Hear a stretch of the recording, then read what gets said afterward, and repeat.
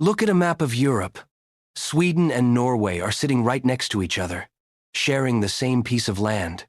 They have languages so similar that their people can understand each other without a translator, and for nearly 100 years, they were literally the same country. So why do they have two different flags today?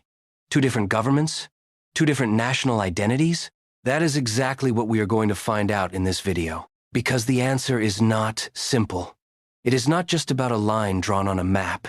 It is a story about mountains and fjords shaping the way people think. It is about kings, wars, and a tiny nation that kept refusing to disappear. And it ends with one of the most peaceful breakups in all of human history. By the time this video is over, you will understand not just why Sweden and Norway are different countries, but how two neighbors who are so alike ended up seeing themselves as completely different people. Let's get into.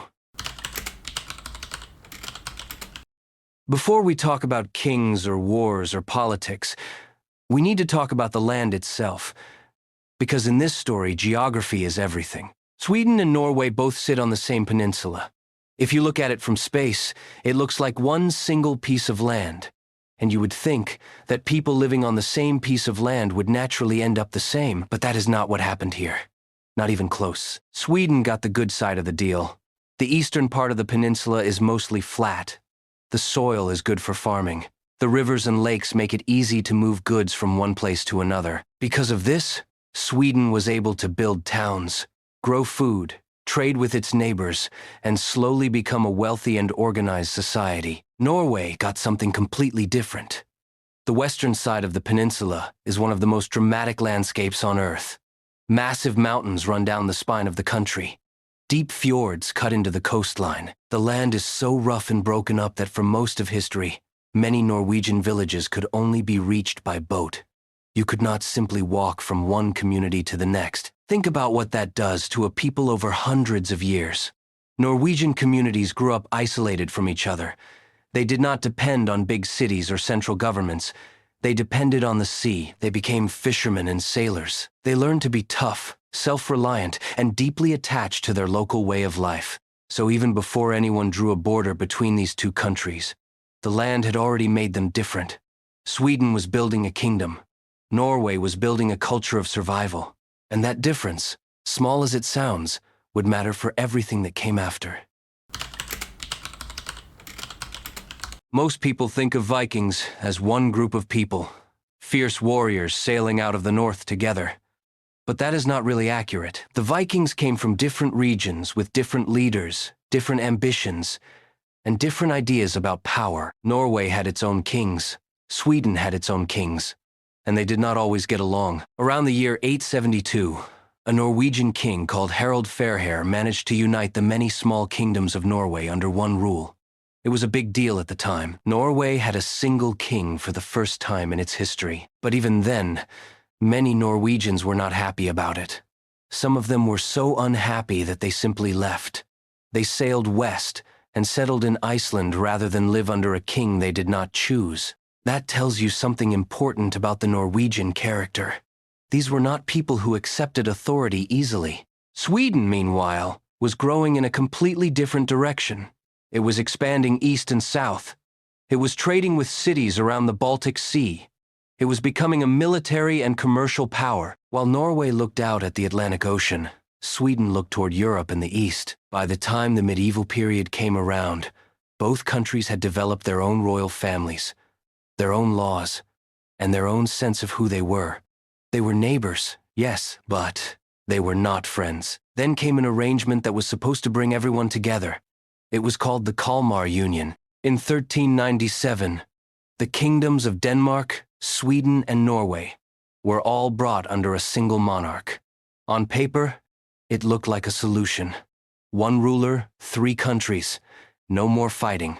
But in reality, it was never a happy marriage. Sweden in particular kept pushing back against Danish dominance. The union was held together more by force and politics than by any real unity. And in 1523, Sweden had enough. A man named Gustav Vasa led a rebellion, broke Sweden free from the Union, and became the first king of an independent Sweden. It was a clean break. Sweden was out. Norway, however, did not get the same exit. Norway stayed behind, and what happened next would shape the Norwegian national identity for centuries. Chapter 3: 300 Years under Denmark. When Sweden left the Kalmar Union, Norway was left alone with Denmark, and Denmark was the stronger partner. Within a few decades, Norway went from being a kingdom to being something closer to a Danish province. For about 300 years, from 1537 to 1814, Norway was ruled from Copenhagen. The Danish king made the decisions. Danish was the language of government, of education, of the church. Norwegian nobles who wanted power and status had to speak Danish, dress Danish, and think Danish. On the surface, it looked like Norway was disappearing. But something interesting happened. Ordinary Norwegians, the farmers, the fishermen, the people living in the valleys and along the fjords, they kept their own way of speaking. They kept their local traditions. They kept their attachment to the land. Norway as a political institution was fading, but Norway as an identity was not. This is one of the most important things to understand about this whole story. You can take away a country's government, but you cannot always take away its people's sense of who they are. Meanwhile, Sweden was out there in the world, fighting wars, building an empire around the Baltic Sea, and becoming one of the major powers of Northern Europe. Sweden and Denmark were constantly at war with each other, and Norway kept getting dragged into those conflicts even though it had no real say in the matter. By the time the 1800s were approaching, Norway had been under foreign rule for 3 centuries. It had no army of its own, no foreign policy of its own, no real political voice. But underneath all of that, something was still alive, and it was about to wake up. At the start of the 1800s, Europe was on fire. Napoleon Bonaparte had turned the entire continent upside down. Countries were picking sides, armies were marching, and old alliances were falling apart. It was one of those moments in history where everything was up for grabs. Denmark made a choice. It sided with Napoleon. It was the wrong choice. When Napoleon finally fell, the winning powers of Europe sat down to redraw the map. And Denmark, as a punishment for backing the losing side, was forced to give up Norway. Just like that, a country of hundreds of thousands of people was handed over like a piece of property in a business deal. The agreement was called the Treaty of Kiel, and it was signed in January of 1814. Norway was now supposed to become part of Sweden, but nobody asked the Norwegians. And the Norwegians had something to say about it. What happened next was remarkable. Instead of simply accepting the handover, a group of Norwegian leaders gathered together in a small town called Eidsvoll. They wrote a constitution. They declared Norway an independent nation. And on May 17th, 1814, that constitution was signed. Norwegians still celebrate May 17th every single year. It is their national day. Children parade through the streets in traditional clothes. Flags are everywhere. It is one of the most enthusiastic national celebrations in the world. And it all goes back to that one act of defiance in 1804, when a small country decided it was not going to be handed around like a prize. But Sweden was not going to just walk away. A Swedish army marched into Norway. A war began. And then, after just 2 weeks, it was over. The war barely lasted long enough to be called a war. Sweden had the stronger military, and Norway knew it could not win a long fight. But Sweden also knew that crushing Norway completely would be messy and expensive. So both sides sat down and made a deal. Norway would share a king with Sweden. The same person would sit on both thrones, but Norway would keep its constitution. It would keep its own parliament, which was called the Storting. It would keep its own laws. It would run its own internal affairs. This arrangement was called the Union of 1814. And here is the most important thing to understand about it. It was not a merger. Norway did not become part of Sweden the way a small company gets swallowed by a bigger one. It was what historians call a personal union. 2 separate countries, connected only by sharing the same king. On paper, Norway had more freedom than it had enjoyed in 3 centuries. But in practice, Sweden was still the bigger and more powerful partner. And that imbalance was going to cause problems. A lot of them.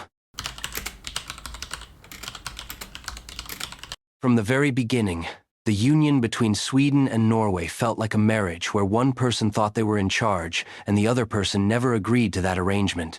Sweden handled foreign policy for both countries. When Norway wanted to deal with other nations, it had to go through Stockholm. When Norwegian diplomats went abroad, they represented a joint Swedish-Norwegian state. Norway had almost no independent voice in the outside world. For a country that had spent 300 years under Danish rule and had just written its own constitution, this was deeply frustrating, and the frustration grew over time. The 19th century was the age of nationalism all across Europe. Countries were waking up to the idea that people with a shared language, shared history, and shared culture deserved to govern themselves. That idea hit Norway like a wave. Suddenly, being Norwegian was not just something you were. It was something to be proud of and to fight for. Writers, artists, and musicians started digging into Norwegian history and folklore. They wrote stories about the Old Norse heroes. They painted the fjords and the mountains. A playwright named Henrik Ibsen wrote dramas that cut straight to the heart of Norwegian identity and society. A composer named Edvard Grieg took the sounds of Norwegian folk music and turned them into some of the most recognizable music in the world. Norway was telling itself a story about who it was, and that story did not include Sweden. Meanwhile, a very practical argument was also building. Norway had become one of the largest shipping nations in the world. Norwegian merchant ships were sailing to every corner of the globe, carrying goods and making money. This was a massive industry, and when Norwegian ships docked in foreign ports, they needed local representatives to help them with paperwork, disputes, and legal matters.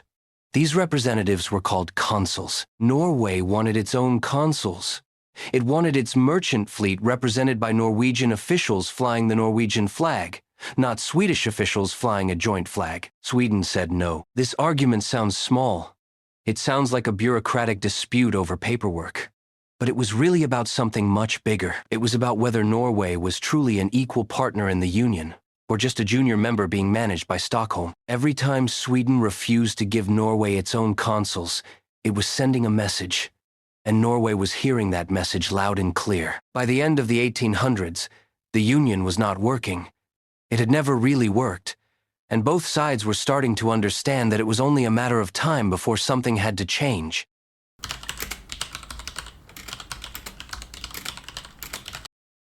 By 1905, Norway had made up its mind. The Norwegian parliament, the Storting, voted to dissolve the union with Sweden. The vote was not close. It was not even a debate. Every single member voted yes. The union was over, at least as far as Norway was concerned. Sweden was furious. There was serious talk of war. Swedish troops were positioned near the border. For a moment, it looked like the two countries were heading toward a real conflict, but something stopped it. Norway held a public vote. Every Norwegian man was asked a single question. Should Norway be a fully independent nation, separate from Sweden? The result was almost impossible to believe. Out of all the votes cast, 99.95% said yes. Only a tiny handful of people voted to stay in the Union. When Sweden saw that number, the argument was over. You cannot go to war against a people who are that united. You cannot send soldiers into a country and force hundreds of thousands of people to accept a union they overwhelmingly rejected. It would have been a disaster, and Swedish leaders knew it. Both sides sat down in a Norwegian town called Karlstad and worked out the details. Borders were agreed upon. Neutral zones were established. The split was handled carefully and professionally. It was, by any measure, one of the most civilized national separations in all of recorded history. No mass bloodshed, no years of guerrilla warfare, no lasting hatred. Just two countries deciding, as adults, that they were better off apart. Norway then did something that showed just how seriously it took its own independence. It did not simply let existing leaders take over. It held another vote, this time asking whether Norway should become a republic or a monarchy. The majority chose to keep a monarchy, so Norway went looking for a king. They chose a Danish prince named Karl. He accepted the offer, took the name Haakon VII, and became the first king of a fully independent Norway in over 400 years. On June 7, 1905, the Union was formally dissolved. Norway was free.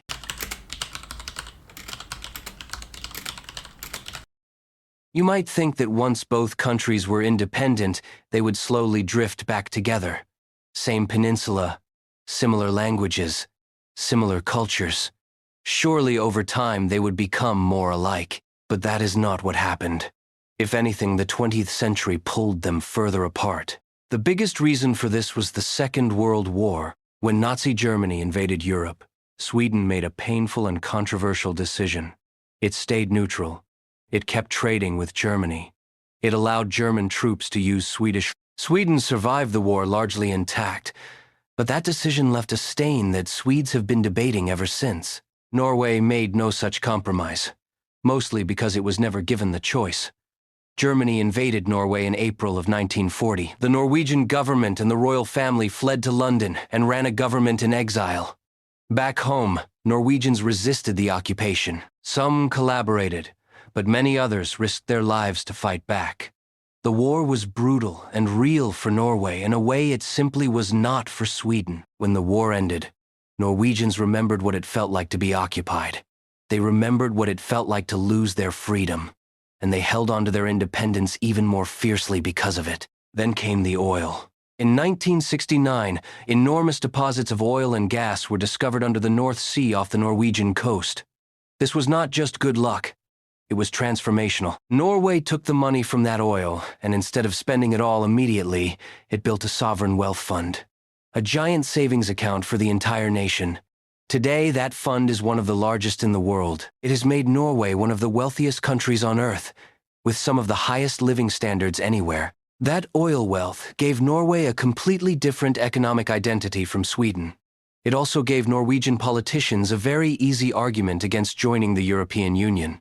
Why hand over control of your decisions to Brussels when you are already doing extraordinarily well on your own? Sweden joined the European Union in 1995. Norway voted against it, twice. Norway chose instead to join a looser arrangement called the European Economic Area, which gives it access to European markets without the full political commitments of membership. Even the languages tell the story of two countries choosing to stay distinct. Swedish and Norwegian are genuinely similar. A Swede and a Norwegian can usually understand each other without much effort. But Norway has worked hard to maintain and develop its own linguistic identity. It actually has two official written forms of Norwegian, which reflects just how seriously Norwegians take the question of their own cultural independence. After centuries of having their language and culture suppressed by Denmark and then overshadowed by Sweden, Norwegians were not about to let that happen again. Conclusion. So there you have it. Sweden and Norway are different countries, not because someone decided to draw a line on a map. They are different because the land shaped them differently from the very beginning. One country grew on flat, fertile ground and looked toward Europe. The other grew on rugged fjords and mountains and looked toward the sea. They spent centuries under different rulers, developing different experiences and different wounds. They shared a union that never felt equal to the smaller partner. And when Norway finally got its freedom, it held on to it with both hands and never let go. The deeper lesson here is something that goes beyond Scandinavia. Sweden and Norway remind us that nations are not just geographic facts. They are stories. They are memories. They are the things a people go through together and the feelings those experiences leave behind. Sweden and Norway went through different things. They felt different things, and so they became different people. And that, in the end, is why they are two countries and not one. If you found this video interesting, hit the like button and subscribe so you do not miss the next one. And let us know in the comments, which country's story do you find more fascinating? Sweden or Norway? We would love to hear what you think.